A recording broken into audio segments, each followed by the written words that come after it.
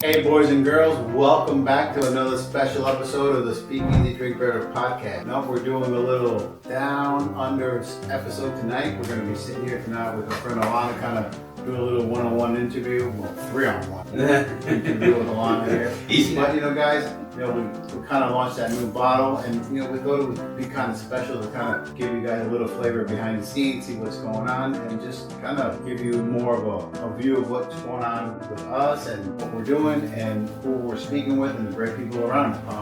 Guys, help me out here. What do you think? Yeah. Where are we going? So this is going to be a follow-up to our last episode that we did, kind of a part two, so a little behind the scenes. I thought it might be cool. Since Alana's here. Speak Easy. I think it's super. B-bar. I think it's super important. Like better. Speak Easy, Drink Better, B-bar. But I thought it was cool that we'd be able, and kind of important, like Alex said, to talk to the great people that we get to work with and we get to share experiences with. And this barrel pick was spectacular for us. And just have to say thank you so much for being down here. I mean, this is the second time you're down here. You feel like family. I'm so happy you're here again.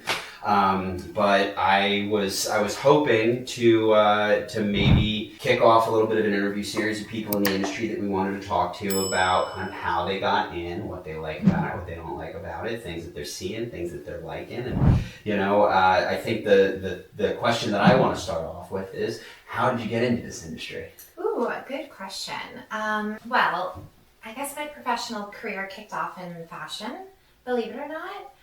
So I worked 4 years for a contemporary women's wear company. During that time, I started blogging when blogging was on the rise.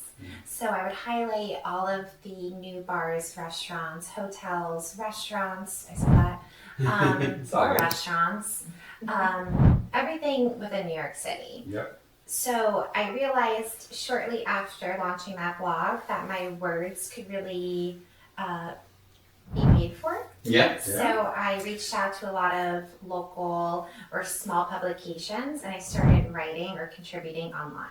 Rock and roll. So I went down a whole beverage journalism path. I was one of maybe 6 journalists out there who really focused heavily on the beverage industry.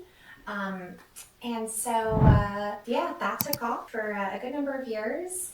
Obviously my content or my creation, everything that I was producing expanded wider and wider. I touched on a lot of travel, maybe some airlines, got into cruising. It just was really well-rounded, but deep down my focus was on drinks. What is your background, if I can ask? Is it is journalism part of your... that's the beauty of life. You just go in every direction.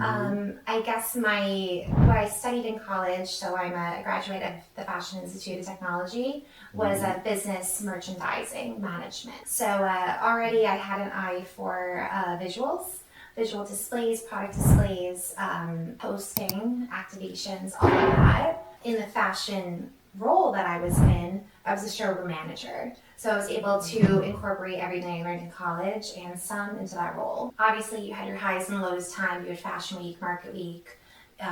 So I found myself kind of like, what do I do now? And that's when I started blogging from my office desk.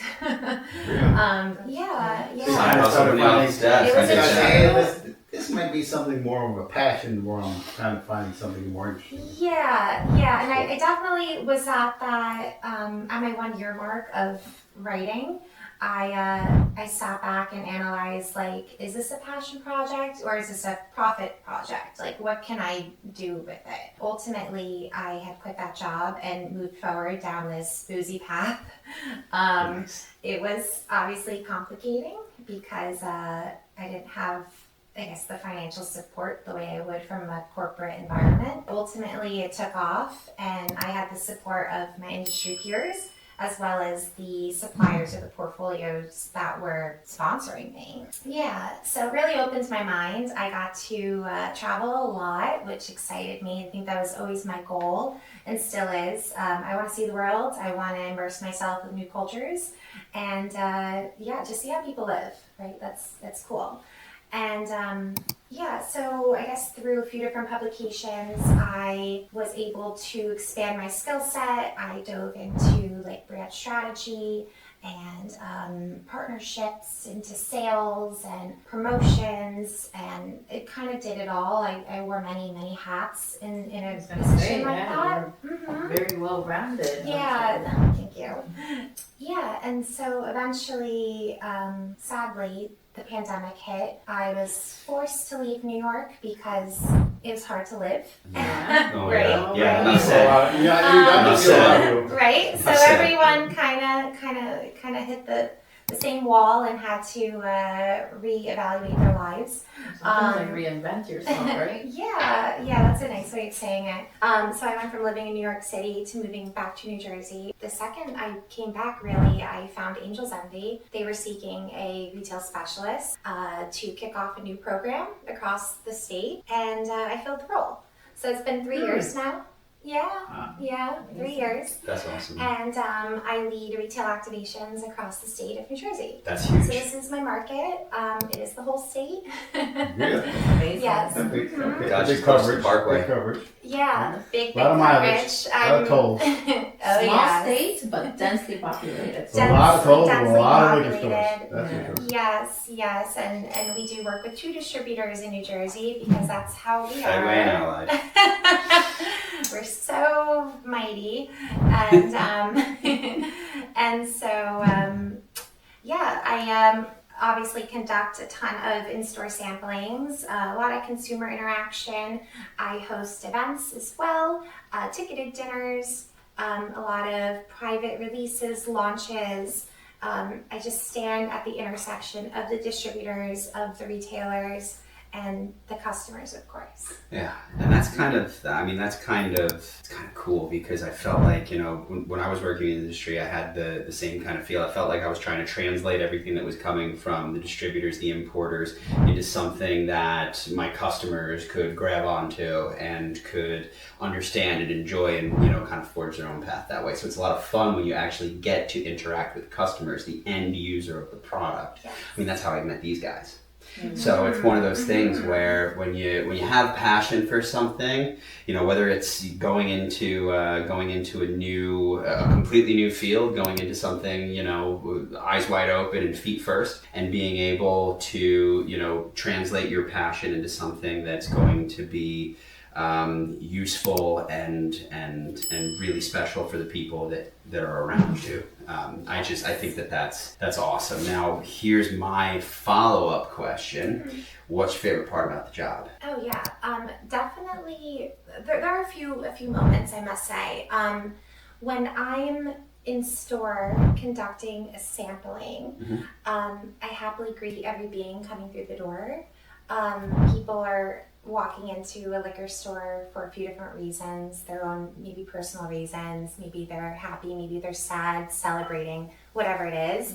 But to greet everyone the same way and to receive their reaction, to pull them in and maybe have a conversation, big or small, it's amazing how these people feel so comfortable with you immediately and how they are connected to you and the brand, and the way they open up, they just blossom. They can, tell me about how their day went, or maybe they share something that's very somber, like they're attending a funeral, and it's just, it confirms that you have to just accept people and allow them to just speak because they're looking You have for to that be very sounding board. conscious that you are representing a brand that has Yes. an association with a lot of people of Yes. trust. So people trust the brand.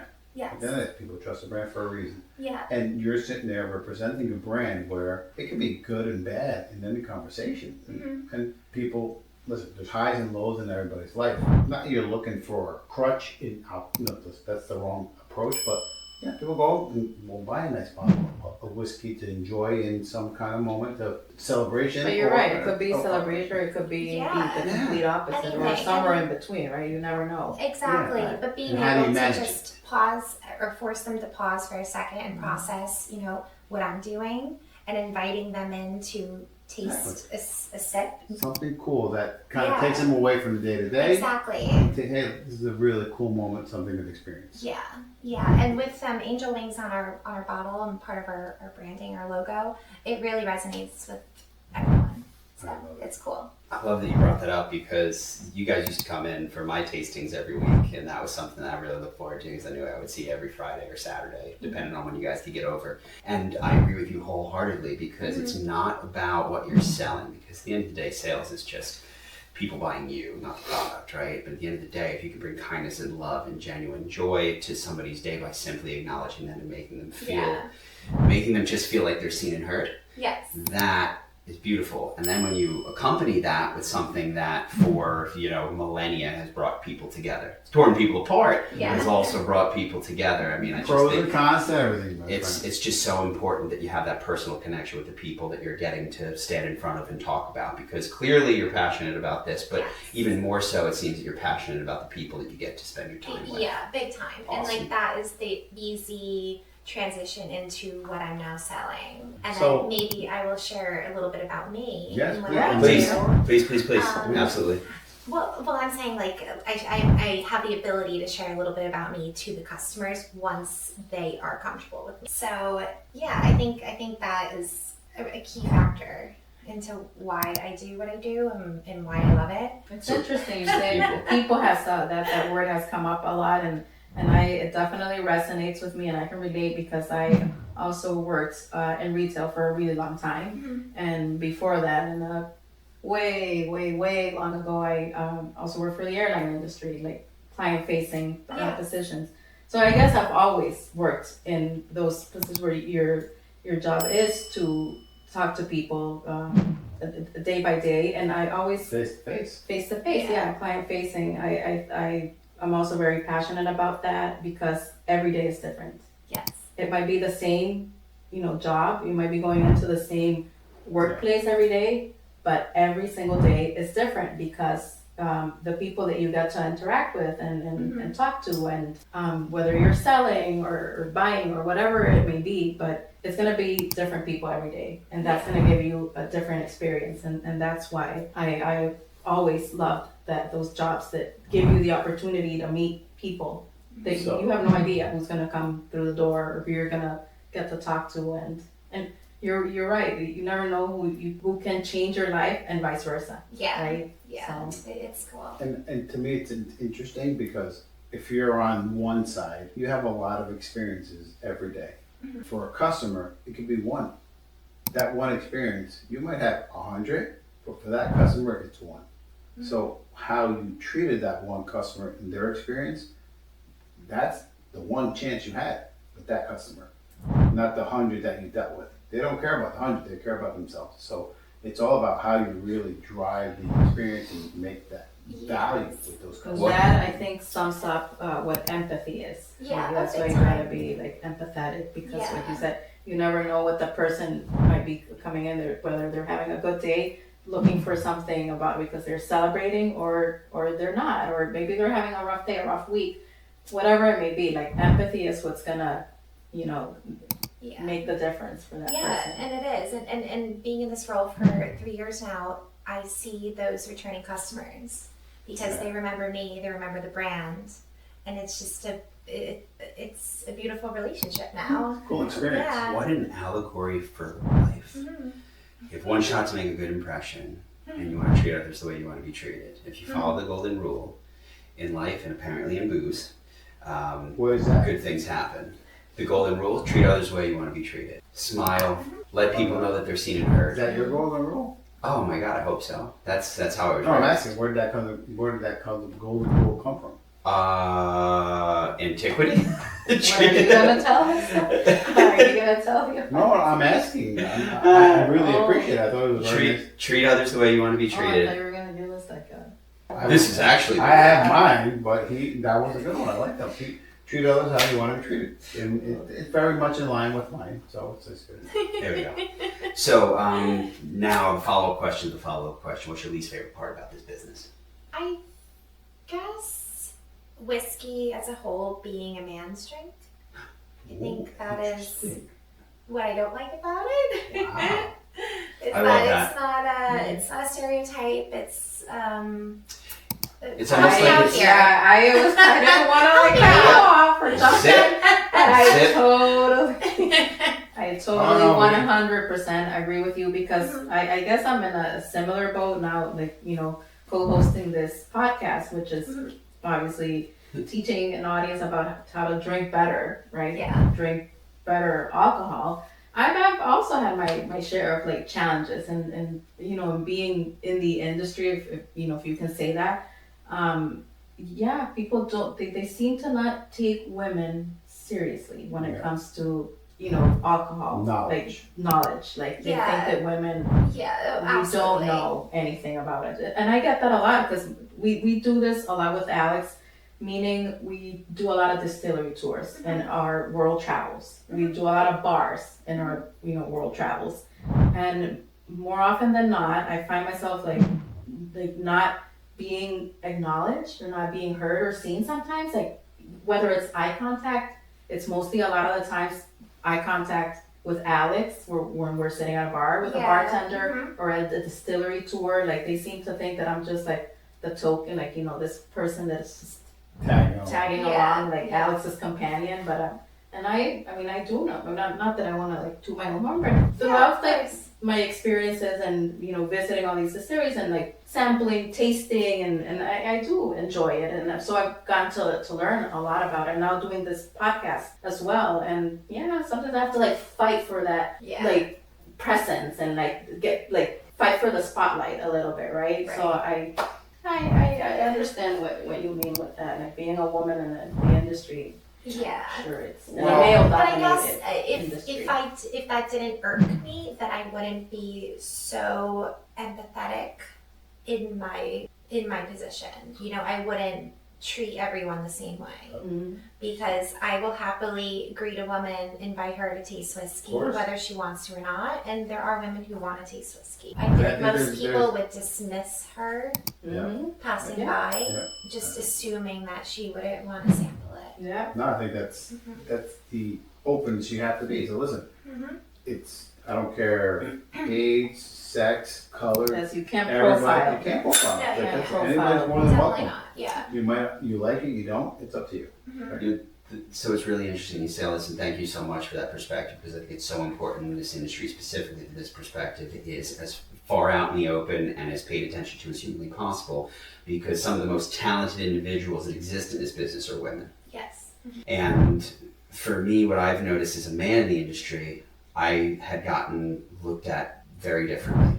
I had a certain amount of privilege, and I command a certain amount of privilege, just who I am, right? But being a man in the industry, like, that is something that I've realized that, you know, the perspective of a professional in the alcohol industry is not male or female. It is a person that you go to get information, to get a great experience, and to feel better than you did when you walked in the place. Yeah. And so is really interesting about this too, because what I've realized and what I've thought about, as much as it's a boys club, and we can talk about that until we're blue in the face, because you know it, I know it, we all know it in the liquor industry. That's the reality of it. There's some prominent women, but at the end of the day, it's all controlled by a lot of really rich guys. The craziest thing is that the majority of the people that are going to be pouring alcohol for you, that telling you about it, that are giving you information, that are allowing you to understand and enjoy something at a deeper level that you probably never would have thought of, mostly women. Women have better palates. Well, the reality is, I think scientifically, I think based in biology, you actually do have better palates. More notes per, right? So more taste buds, better olfactory sense, that sort of thing. At the end of the day, I think that this transcends, like you said, transcends sex, transcends gender, transcends whatever. People enjoy alcohol. People are brought together by alcohol. And it's important to share all perspectives. Big time. And to take all perspectives seriously. And I agree. Yeah. On that note, my glass is empty. Oh, So you know what that means. what's that mean? It's time to check out, my friends. Thank you, guys. I hope you enjoyed this episode. Alana, thank you so much for joining us for this part 1, part 2, and picking that special bottle with us, which is for us ingrained in our heart because it was our first. So, you know, it's our baby. So thank you so much for joining us. We had a great time. As always, guys, follow us, subscribe, pass it on to your friends. Get your bottle. It's going quick. And guys, help me out here. What else? Close it out. Let's You go. said it all. No, I did not. Let's go on. Give me All right, fine. Thank you, As Alana, always. for sitting down and having this candid conversation with us. We really appreciate you being here tonight and, just opening up to us and our audience. So, guys, thank you so much for watching. We hope you enjoyed this episode. Like, comment, subscribe, share, and as always, Drink better responsibly. and that's a wrap. Cheers. Guys. Good Cheers, night. everybody.